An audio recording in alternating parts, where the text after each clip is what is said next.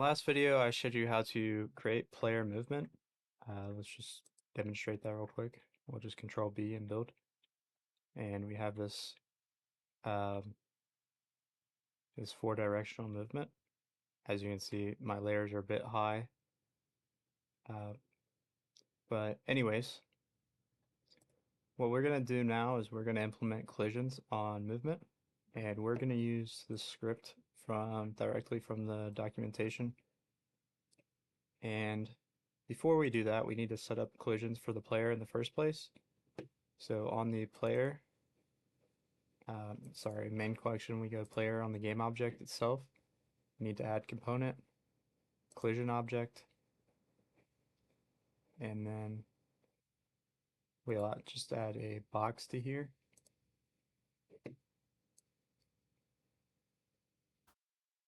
And what we're going to do is we're just going to line this up with the player, preferably at the feet.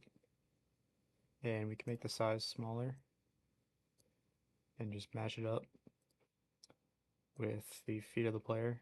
You might adjust it differently depending on what you're looking for. So I'm going to do that, and then I'm going to move it up. So that looks good to me. And the next thing we need to do is we need to go back to our tile map, and we already have a collision object on it.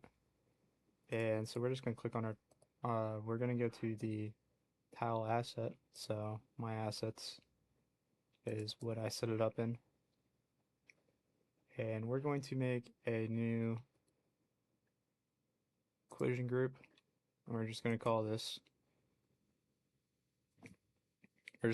player collision.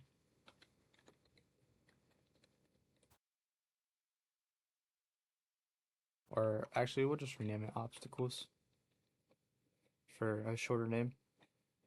And so what we're going to do here is we're going to look at our main collection. So we have a chest and some barrels and a house. So I'm going to just drag along the house. I'm not going to do the top just because the player could go behind the house. And so we just drag along the house to where we want our collisions to come up to be. You could also get rid of this first row if you want the player to overlap more with the house, though we put the collision box, or I put my collision box at the feet, so it's not a huge deal. And then we'll click once on the barrel and once on the chest, and that should be fine. And we'll go back to the main collection, and we'll go to the player script, and on message, find on message. I don't think we have it in the script right now, so function on message.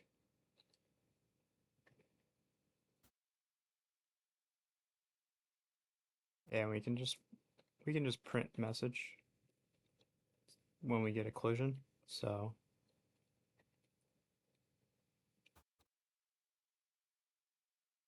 there's two messages really, and it'll tell us what the other object is.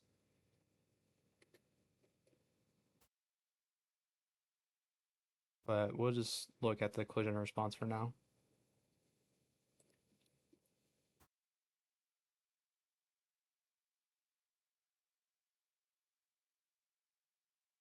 Well, yeah. I don't know what I just did.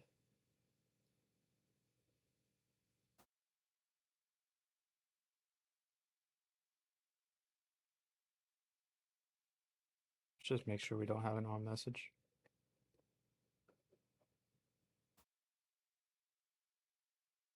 So we only have it right here.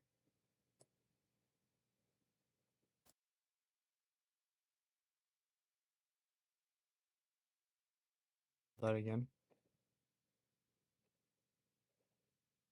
All right, so what we need to do with the player, what I didn't realize, we need to go to the player and the collision object,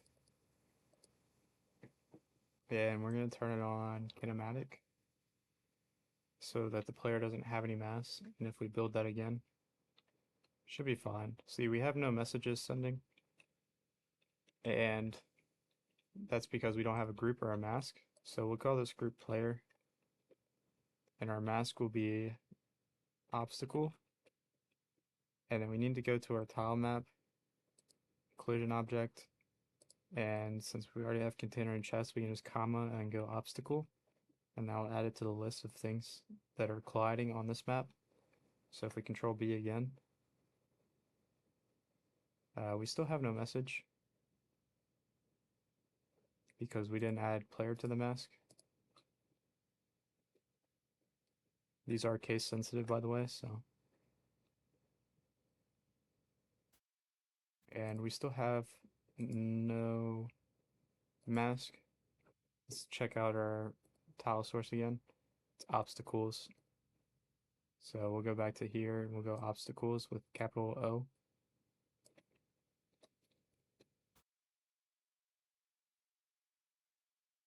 And we'll go to our player, collision object.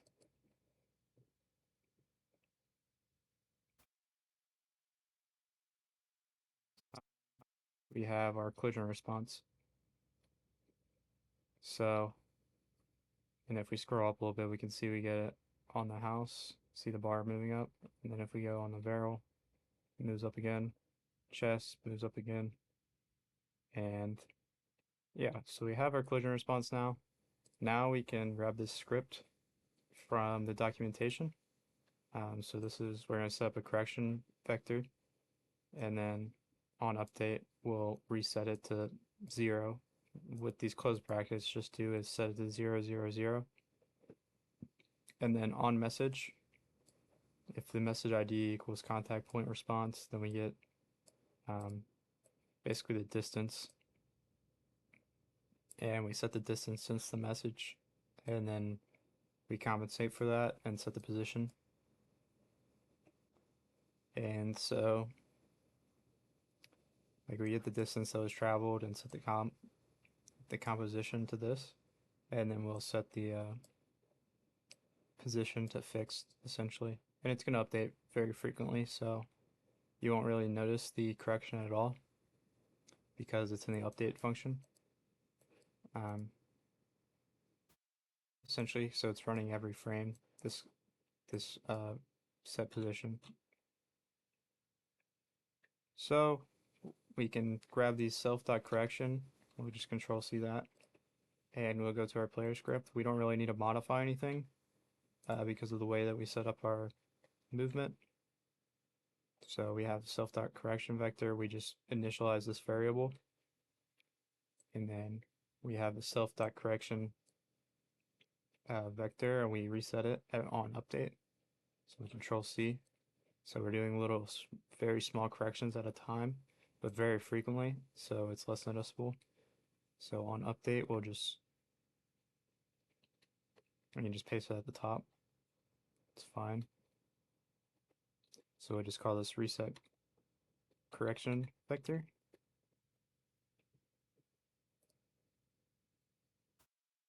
And then what we would need to do next is, so if the message ID, like we were getting down here in the console, is contact point response, which we're getting contact point response and collision response on every message update, essentially. And so we only really need the one over the other. And the contact point response also, I believe, returns the coordinates of the contact point, so that's how we can do the correction. So we'll just grab this and we'll put this in our message function that we just created. So we can leave print message ID in there.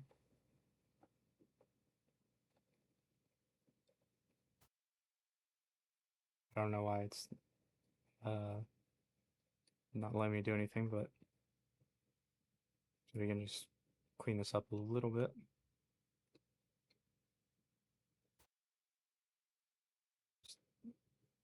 We don't need to tab that out yet.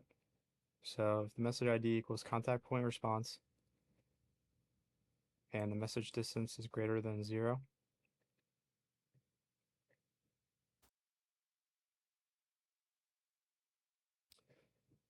Then we create this projection variable, this local variable.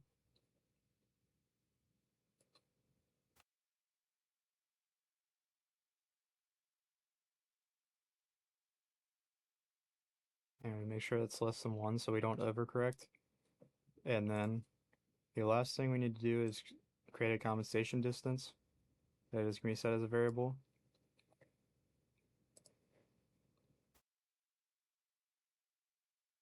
And then we set the position of the player to the correction distance. And we self-correct. We set self-correction. And then it will be reset.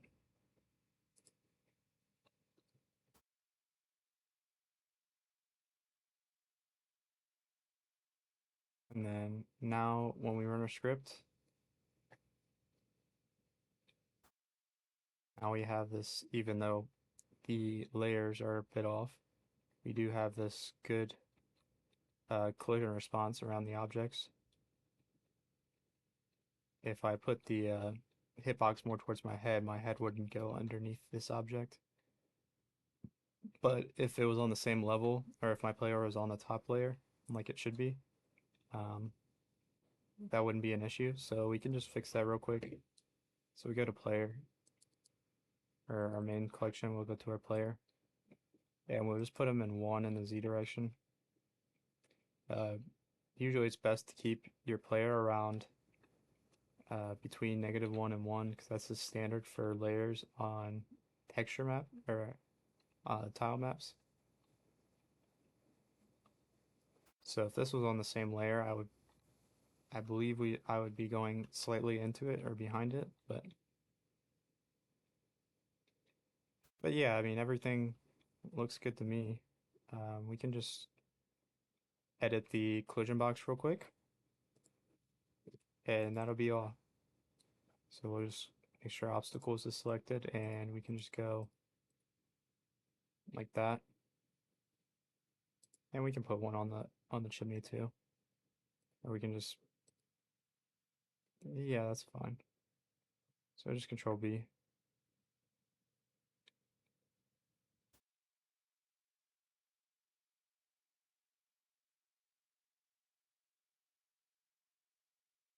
And yeah, you can mess with the layers for the just the better visual effects on certain things. So you might add the chimney in later to put it on a higher layer while the rest of the house is on a lower layer, just so your player can go behind the chimney for the effect of 3D. But that's all you need to do for collision response, and it works pretty good for 4-directional movement at least, and it should work for if you go 8-directional as well.